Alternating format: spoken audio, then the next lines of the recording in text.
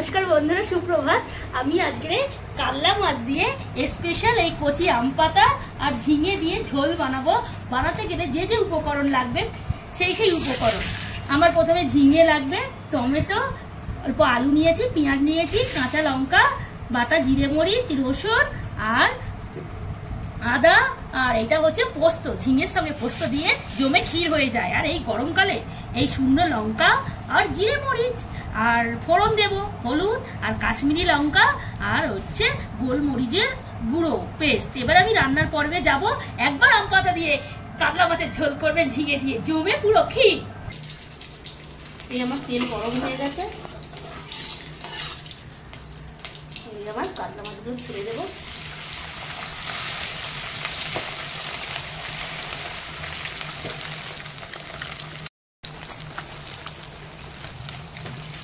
এই আমার কাতলা মাছটাকে লাল লাল করে ভাজা হয়ে গেছে মচমচে করে। এবার আমি রান্নার পর্বে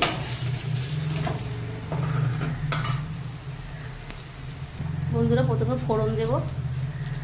প্রথমে শুকনো লঙ্কা, জিরে মরিচ ফোড়ন দিলাম, তার সঙ্গে এই আম পাতাটা ফোড়ন দিলাম।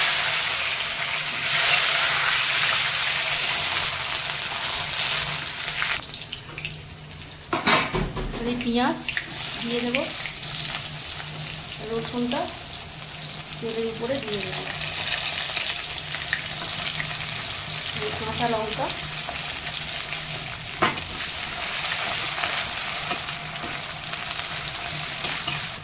টমেটো আর আলু দিয়ে দেবো, ভাজা করতে হবে পরিমাণ মতন। যেহেতু নুন দিয়ে দেবো আর এই পরিমাণ মতন হলুদ দিয়ে দেবো।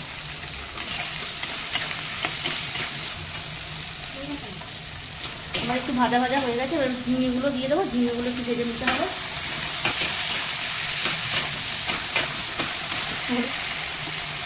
এই কাশ্মীরি লঙ্কা দেবো আর এই গোলমরিচ গুঁড়ো দেবো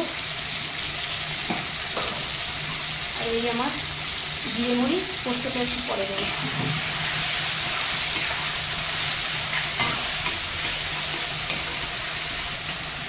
এই মশলা কষানো হয়ে গেছে, আমার তেল থেকে জল ছেড়ে যাচ্ছে। আমার পোস্তটা দিয়ে দেবো। পোস্তটা দিয়ে একটু নেড়ে চেড়ে আর পোস্ত ধোয়া, তিল ধোয়া যে জল, সেই জলটা আমি দিয়ে দেবো। পোস্ত দিয়ে বেশি করতে হবে, পোস্ত গুণাগুণ নষ্ট হয়ে যায়।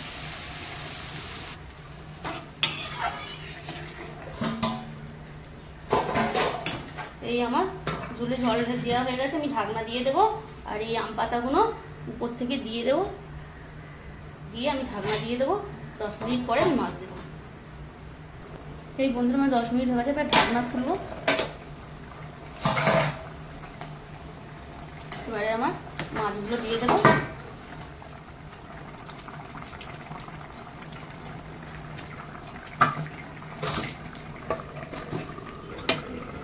ঢাকনাটা খুলবো, 3 মিনিট দিয়ে হয়ে গেছে। মাছের ঝোলটা নামিয়ে দেবো।